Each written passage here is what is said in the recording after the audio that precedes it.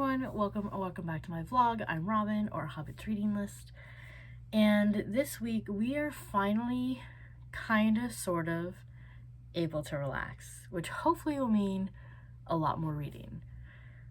So let's find out.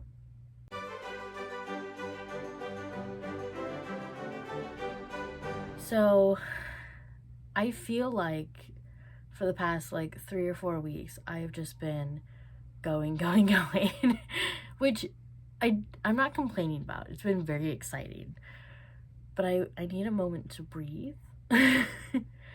So yesterday was very busy. I had therapy, and then I had personal training, and then I had a doctor's appointment, and then I had a board meeting. So I just had I had appointments, and they were just spaced out enough to not be able to accomplish much. I was able to go grocery shopping, and that's pretty much the only thing from my to-do list that I did. So that was great. Because of that, after my board meeting and before I started making dinner, I just decided to read. So I read for an hour and a half.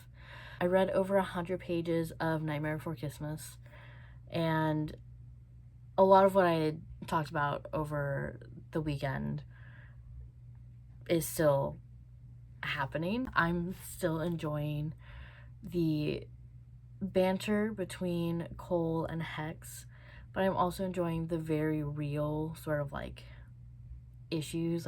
Cole has a lot of anger.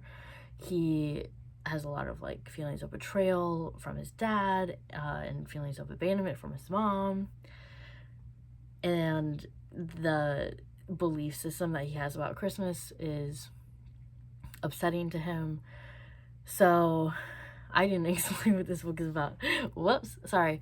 Nightmare Before Kissmas is a romance between the heir of Christmas, Cole, and the heir of Halloween, Hex. Yeah, that's about it. That's the plot.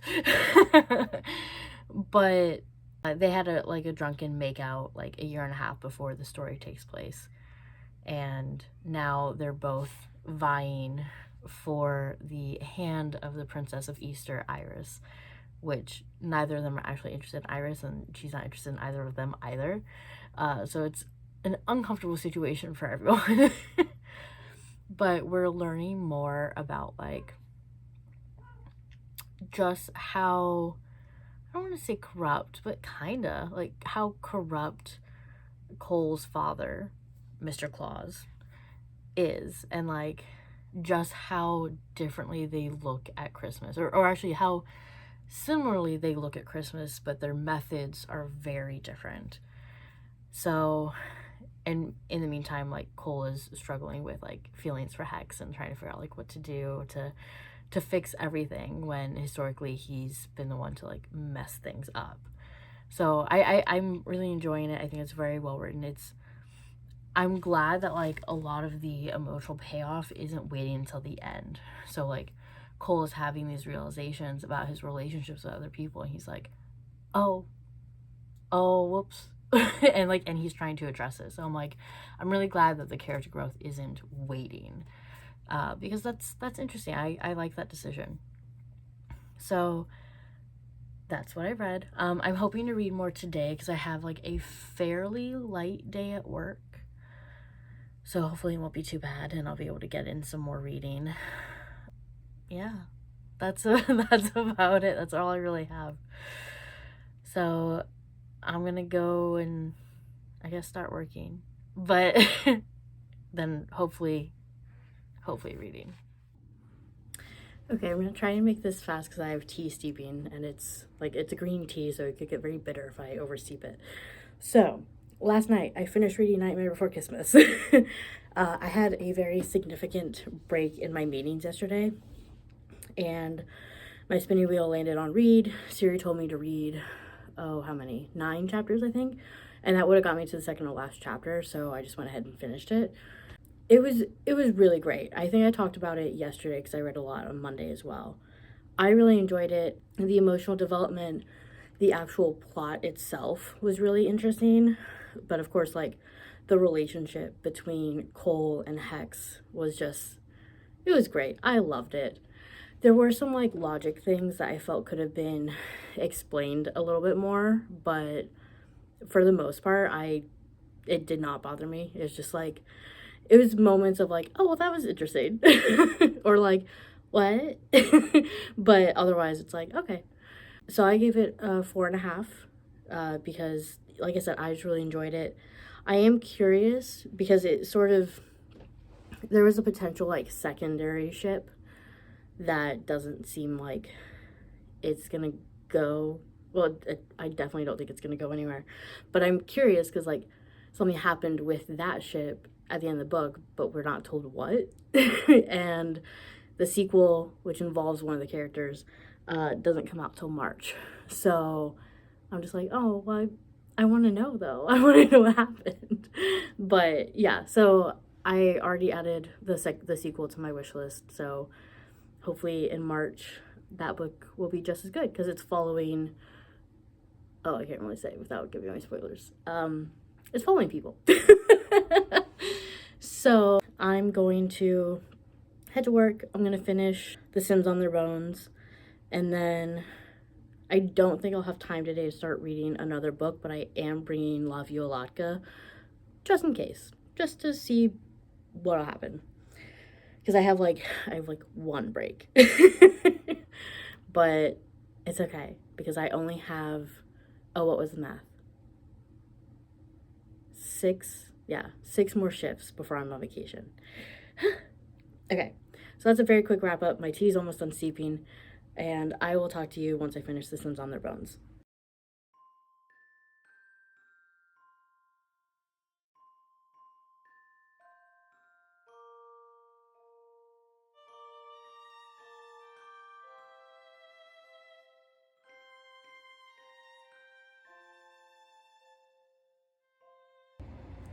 Okay, so I have to make this quick. This is my new hair. And I could have chosen a better spot, but okay. And I'm sorry if you can hear the heat going, but this is currently the best room with light because the sun still hasn't risen. It's after 7. I'm officially late to leave to work, so I'm gonna make this really quick. I finished listening to The Sims on Their Bones yesterday. When I got home Wednesday night, I had like 25 minutes left, but Chris was already home, so I couldn't really listen to it then, so I listened to it yesterday morning. I thought it was a really great ending. I was glad that the author didn't take like the easy way to resolve the main conflict. So I thought it was very well done, and I'm waiting for the sequel, which will not be out till like next year, probably late next year because there's not even a release date that I could see. So that's fun.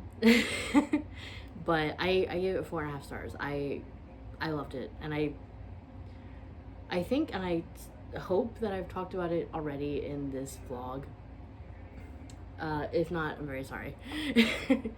Yesterday, while I was getting my hair done, I started reading Love You Latke, and I read like a couple more chapters after I got home, so I've read like 80 pages, and it's okay right now. I need, I think, a little bit more time to understand the main character, Abby, because right now she's one of those people that like is just like super negative and has like, to me right now it seems as though her resting bitch face is her entire personality. So it's not super fun, but I'm thinking that like once I get more into the story and I get more of her backstory, because there's something with her parents but we don't know what yet, then I can give a little bit more grace. And I also think that I'm gonna go into the plot now, because she's fake dating Seth, who is like this like very sunshiny character, that he'll pull her out of being so grumpy. But they're fake dating over Hanukkah so that Seth can, have a nice Jewish girl to introduce to his parents, and in return he will put her in contact with like a lot of different vendors for a Hanukkah event that she was voluntold to be in charge of. So it's a mutually beneficial agreement. But yeah, right now Abby is like just a little bit annoying. But as we get more into it, I have a feeling I will like her more. But yeah, so that's it. And then today I'm going to start listening to Wuthering Heights. I'm not super looking forward to it. Just because I don't know how I feel about the Bronte sisters. Because Jane Eyre? Yeah. Jane Eyre is one of them. I've read Jane Eyre. It's okay. So I don't have like super high expectations. But we'll see. So yeah, I will listen to that today. Hopefully a good chunk of it. But yeah, that's about it. And I have to go now. So I will hopefully remember to film tomorrow when I have more time and I can give you more thoughts. Let's hope.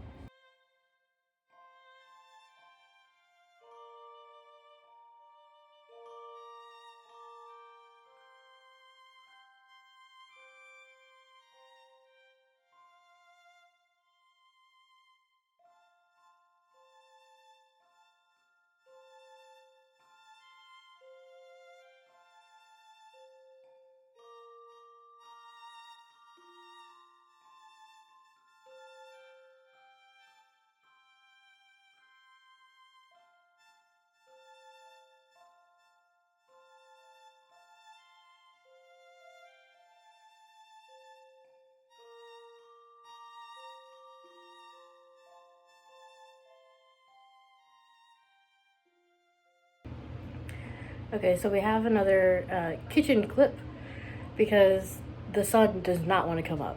Well, it's up, but it's like very gloomy, so standing where I usually do would not do anything for lighting. I haven't talked in a little bit, and I'm, again, in a rush. So, I think I last updated Friday, I think. Alright, let's see. I've read more of Love You, Latke. I am warming up to Abby. She's still, like, to me, it feels like she's trying very hard to be this, like, surly, grumpy person, but that's not who she really is. So, I think it would work more if the book was from Seth's perspective, because it just doesn't feel real, because we have her real thoughts, and so her actions, like, don't necessarily line up sometimes. But she is growing on me, and I think I'm about halfway through the book. I read a lot, well, not a lot yesterday. I read 2 chapters yesterday. I read a lot on Friday, but I am enjoying it. As for the other book, so I started listening to Wuthering Heights. It's putting me to sleep. Friday is like my early day, but still. Like, on the way to work, it's putting me to sleep. On the way to Temple, it's putting me to sleep. I don't think I listened to it on the way home. Yeah. I think I'm going to do a soft DNF. So that means I'm going to stop reading it. I'm going to take it, I'll strike it from my TBR, because I think something I'm discovering about myself is that Gothic literature doesn't mix with me. Because I was talking to my friend Stephanie, who really likes Gothic literature, which is great. And she agreed that, like, because I think last week we were talking about Northanger Abbey and how it's like, it was my least favorite Austen that I've read so far. And Northanger Abbey was like poking fun at Gothic literature. So it's like a Gothic novel, but it's like a caricature. And so it has all the Gothic tropes. And I just didn't like it that much. And then I also didn't really like Jane Eyre, which I don't know if that is considered Gothic. But Stephanie was like, yeah, I could see why you wouldn't like Gothic literature, of like why it wouldn't mix with you. But the funny thing is, I'm taking a Gothic literature class next semester. So I'm going to soft DNF Wuthering Heights until next semester at least. And maybe I'll have more appreciation for Gothic literature by then. Here's hoping. Because it was putting me to sleep. I read the plot synopsis and like I was like, okay.